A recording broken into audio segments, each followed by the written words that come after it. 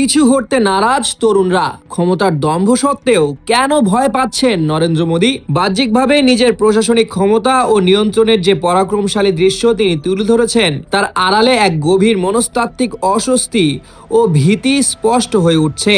সংসদীয় সংখ্যাগরিষ্ঠতা, করায়ত্ত মিডিয়া, অনুগত নির্বাচন কমিশন এবং ছত্রভঙ্গ বিরোধী দল সবই তার শাসনের অনুকূলেই। নগদ নিয়ে এলো হার না মানা হার অফার। সর্বনিম্ন 10,000 টাকা রেমিটেন্স নগদে পাঠালে থাকছে স্বর্ণের হার জেতার সুযোগ।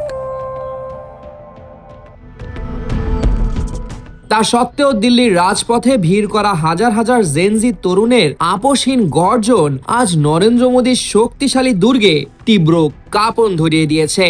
প্রশ্নপত্র ফাঁস, দুর্নীতি ও প্রশাসনিক অনিয়মের বিরুদ্ধে রাজপথে এখন কেবল একটি পরীক্ষার দাবির মধ্যে সীমাবদ্ধ নেই। দিল্লির যন্তর মন্তরে জমায়েত হওয়া এই তরুণদের মুখোমুখি হয়ে সহানুভূতি দেখানোর ন্যূনতম সদিচ্ছা মোদী দেখাননি।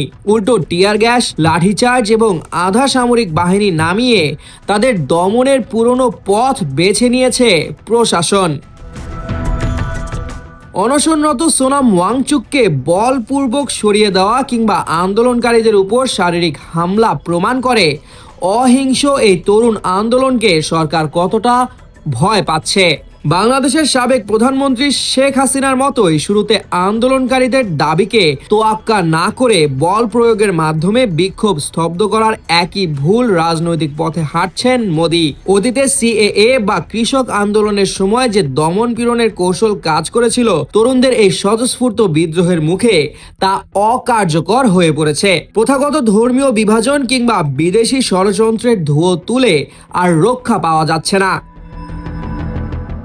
উপমহাদেশের সাম্প্রতিক গণ অভ্যুত্থানের ইতিহাস মোদী প্রশাসনকে দারুণভাবে আতঙ্কিত করেছে। সম্পূর্ণ স্বতঃস্ফূর্তভাবে গড়ে ওঠা ককরোচ জনতা পার্টির এই ক্ষুব্ধ তরুণরা মোটেও পিছু হটতে নারাজ। এই তরুণ আন্দোলনকারীরাই যে আগামী দিনের প্রধান রাজনৈতিক শক্তি ও ভোটার, তা মোদী বেশ ভালো করেই বোঝেন। ফলে রাষ্ট্রের সমস্ত কলকাঠি হাতে থাকা সত্ত্বেও জেনজির এই অপ্রতিরোধ্য ক্ষোভের মুখে এখন চরম রাজনৈতিক অনিশ্চয়তায় দিন গুনছেন নরেন্দ্র মোদী। গণদাবি উপেক্ষা করার এই একই ঔদ্ধত্য ও ভুল যে কোনো স্বৈরাচারী ক্ষমতার ভিত কাঁপিয়ে দেওয়ার জন্যই যথেষ্ট। সামিউল জয়, একুশে টেলিভিশন।